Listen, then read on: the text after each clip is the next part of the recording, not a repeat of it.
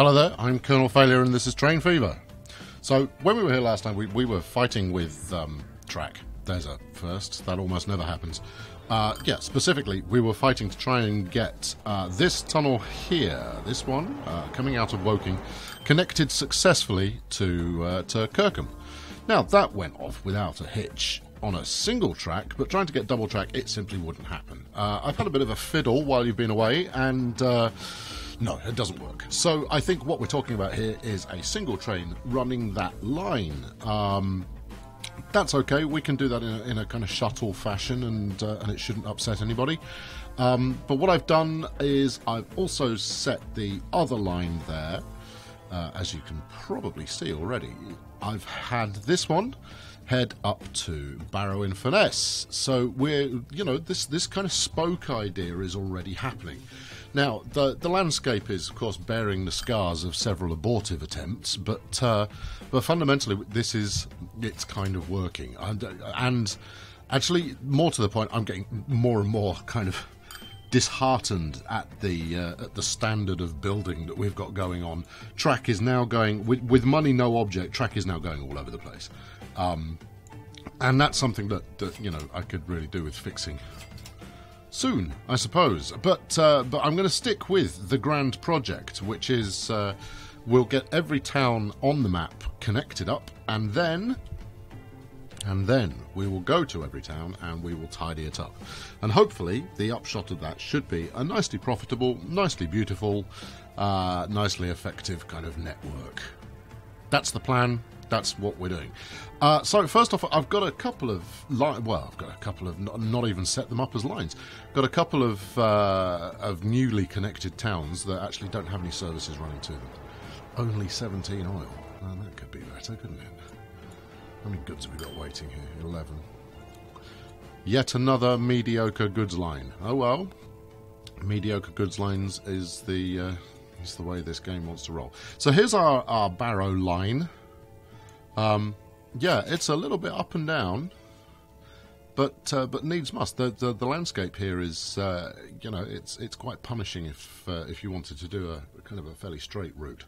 So let's get that rolling. Now, when we last put a new train into service, we had to do some clever reversing manoeuvre to get it out of this particular depot.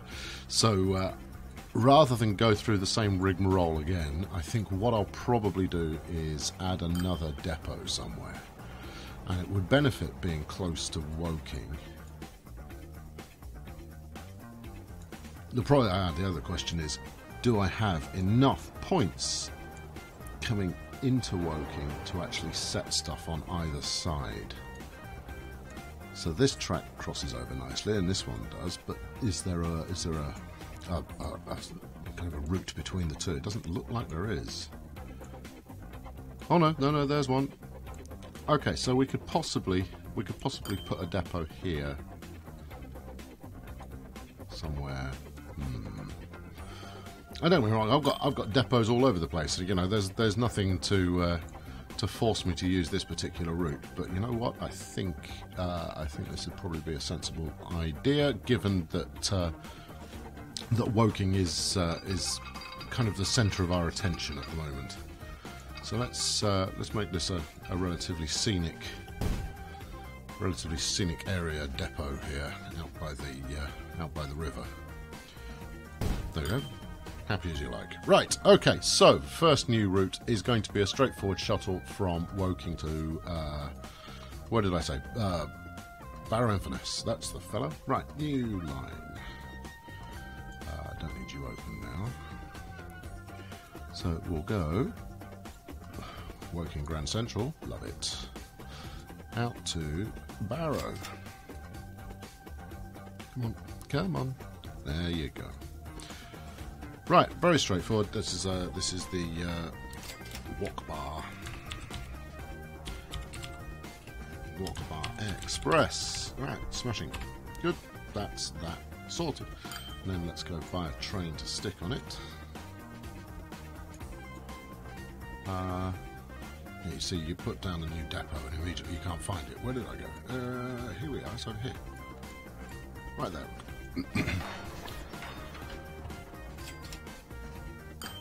And it's going to be a dual stocks, 142 passengers. That's fantastic. That'll do nicely. Lifespan, it's expensive, but these days I have the money. Okay, so let's put this on the walk bar. There you go. Off you go. Part of the reason for doing this, of course, is that, you know, I've said before that Woking is going to become kind of the major hub of activity on the network, and I want to get as many trains running on there as I can, in order to make sure I've got signalling set up properly, so that there aren't horrendous conflicts in the future. Okay, so next stop is going to be Kirkham. So Kirkham, as you remember, it comes through the mountain up to the station here. Now there is the option for Kirkham to go further. So it will go out to West Malling at some point, and it will go out to Chard. I think we'll probably finish the Chard route today. But those will most likely run in isolation. And the new track into Barrow is currently single track, but as you can see, we've got we've got plenty of activity going on here to allow for more traffic in that direction, and I think we'll probably do just that. Don't want to interfere with the TFV, which obviously runs through Barrow, but I've got it running on the off track, so on the track that the TFV doesn't use. Okay, where's our new train? Here we are. Smashing. Is anybody any takers for the walk bar? No, not at the moment. Okay, right, well, there it goes. Should we follow it? With its no passengers? No, let's leave that. Let's just leave that over here for the moment. We'll leave that running. Right, now let's get the Walk Cur. We'll set an express up on there. If nothing else, this will get some initial demand for passenger services going, even if we end up slightly changing up the way that these things are organised after that. So there we go, Woking to Kirkham. Right, and this is the Walker. Yeah, well, come on. Stick to your naming convention. If you're going to have one, you know, might as well stick to it. Right, good. New train. We'll do another one of the same. It's a good size. It's got, you know, it's pretty straightforward. This what is it? Dual stocks. Where are we? What? No.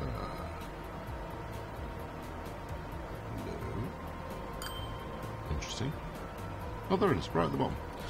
Going blind. Okay, smashing. Alright, so I'm not entirely sure how many services I've now got going in and out of Woking, which is fascinating. But there you go. So what have we actually got left to connect? I'm going to leave those running. We've got Selsey, which we could connect to from Wadhurst. That's easy enough. And West Malling. And then I think that's actually everywhere. Okay, good. Right, I'm going to up the speed just a little. Yeah, because it's going to be a challenge, let's say, to get this running effectively. The amount of trains that I'm operating underground is it doesn't make me absolutely cheerful. Let's put it that way. I like to be able to see these chaps trundling around and getting to and fro, rather than having them hidden out of sight the entire time. But there you are. There we go. Now, because we've got trains coming in a kind of point-to-point fashion in both directions, we can easily just make these expansion routes, so we could have them shuttling to and fro. And oh, look at this! Oh, is this it is as well. Look at this! It's just a 3-train at the same time. That's actually kind of cool. It's kind of what we were hoping for. Nice. Yeah, I'm not actually a big fan of these dual stocks. I find them a little bit soulless. Don't ask me why. Maybe it's my age. You know, they're very efficient. They work nicely, but that was very nearly a 4-train in the station at once. You know, that's living the dream. That is tremendous. Right, what are you carrying? 49. Okay, we've got we do have passenger trams going at Woking. And they managed to they've actually managed to figure out how to cross the... Oh no, this was my glorious under rail roading that I did myself. Okay.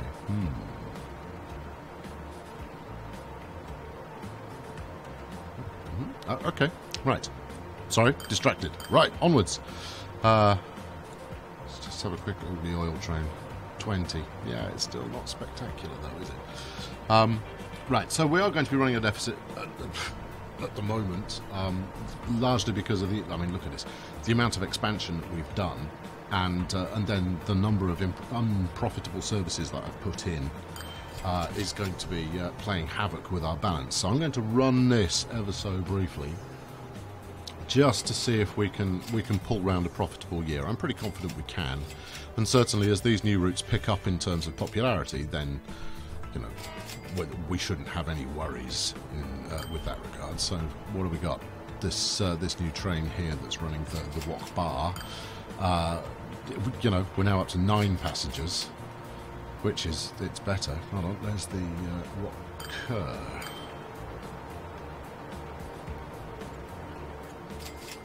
Okay, right. Well, it's going to take them time to bed in, and no, I've definitely built the right kind of stations, which is something. What say you? Are you going to pick up a few more? 12. Yeah, okay, they're getting there. Road vehicle 8 has reached its lifetime. Well, I'm pretty sure I've got you on auto replace. Let's check.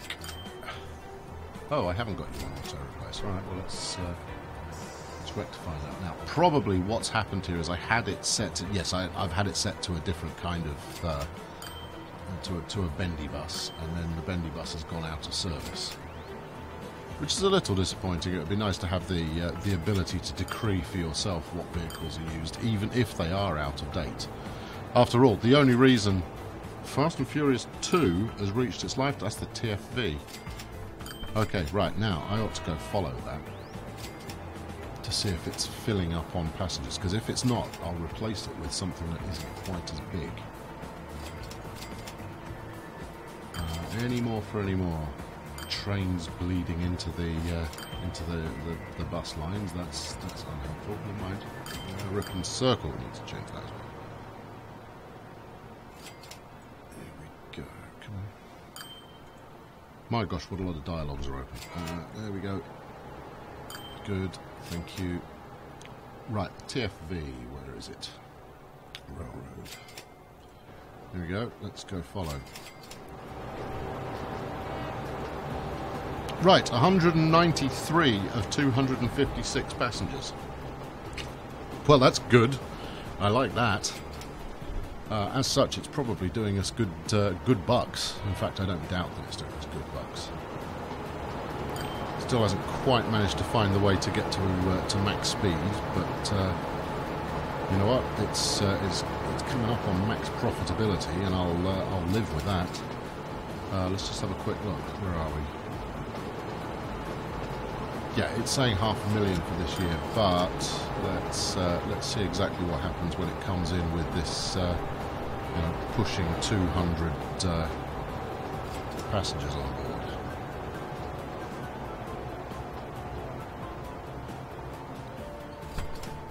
Yeah, see, just made 2 million quid. Splendid. I can handle that. That's most satisfying. Alright, I've also noticed that despite having just earned 2 million quid off this fella, that my bank balance is shooting down a little. Alright, I've expanded too far, too fast. So I'm going to have to just hold fire for a few minutes to allow the finances to get themselves back under control. What do we do? We bought a new vehicle for 1.1 million last year, and we ended up losing 1.7. So that's 500,000 down full year. That's okay. I mean, obviously, I'd rather be profitable, but we are building services up. The thing that I always kind of pay most attention to is income. other than the obvious total figure at the bottom, and you know, the income's actually dropped a little for the last couple of years. So with a bit of luck, this year should see it being more profitable than previous, and that will have us in the green. And you know, the other thing is, of course, that you know, once all these chaps are running at peak efficiency, then it shouldn't be a problem. So once these new lines are all, you know, all sorted, yeah, you see, that's another 1.5 million. Nice work. You see, even with that, we're still down 2 and a bit million. Oh, okay, right. No, everybody's arriving. And you know, and part of me says, well, do you stick with those unprofitable goods lines that have just caused you misery throughout? Well, not misery. I quite enjoy it when it doesn't work properly. But do you stick with those, or do you sell them off and kind of go like, no, we're in this for the money, and then revisit it when all the passenger services? So let's say, for example, I beautify all the cities and make all of the passenger routes absolutely glorious, and then obviously build them back up again so that they're making me a hell of a lot of cash. Is that the point at which, just purely as a vanity or aesthetic kind of practice, we chase after putting the goods back into service? Seems a bit daft to me why you would do that. Okay, last year we lost 400 grand. Revenue's up a little. Yeah. How much is this big fella costing to run? So it can handle 200 passengers. Yeah. Or rather, it's taking 200 passengers each time. And I you know, it's been running for long enough that they want me to replace the train. So am I, you know, do I need a capacity of 250? I'm not entirely convinced that I do. And what are we going to get here?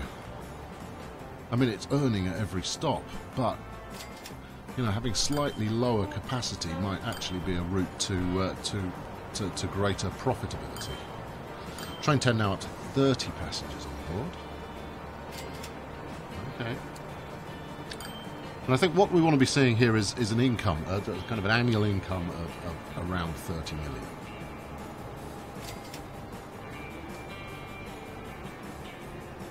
Which is surely doable. And the other thing I could do, of course, is I could take some of the routes that have currently only got one train on but are making incredibly good money. So like the Bromwell, for example. Let's call him up here. Actually, he's only carrying 80 passengers at the moment. But I'm sure we could put extra services on there, and that would be a good thing. Okay, right. We haven't looked at the size of towns for a little while. Sort by population, please. Still nothing over 1,000. Madness. Train 2 needs replacing. That's that's the poster child for unprofitability, our goods train. No, this one's carrying coal. Okay. Oh, what the hell? Let's call it that up as well. Let's see what sort of frame rate we can drop to if I've got every single window known to man open. There we go. 50 on board train 10, which is the watt bar. That's nice. I can cope with that. But if we're needing to replace trains, I need to be making more money than this. Trains are not a small investment. 24 coal. Okay, 24 is alright, I suppose. Okay, splendid. I think I'm going to wrap it up there. Let's just roll it through to the end of the year and see how we get on this year. See if we're any closer to having our money in the green. I think I'm going to have to replace trains no matter what. There we go. What did we lose last year? 600,000, extra 100 coming in. Okay, we've got a couple of trains to replace. I'll probably do that in the next episode. Thank you very much for tuning in. I've been Colonel Failure. Please like this video if you liked this video, and subscribe if you haven't already, because it all helps. Thank you very much. I'll catch you next time. Cheerio.